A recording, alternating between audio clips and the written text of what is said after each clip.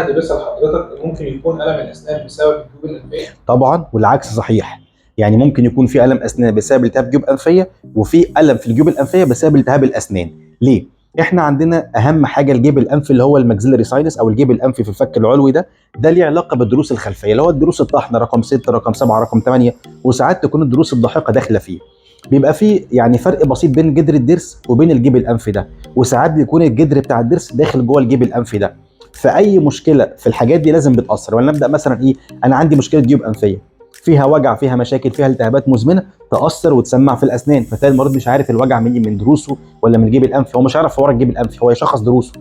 وممكن يكون عندك مشكله خراج في ضرس مثلا معين ياثر على الجيب الانفي. ممكن يكون عندك ضرس عقل نفسه داخل جوه الجيب الانفي فخلعه صعب شويه. ممكن وانت بتخلع تخرم الجيب الانفي.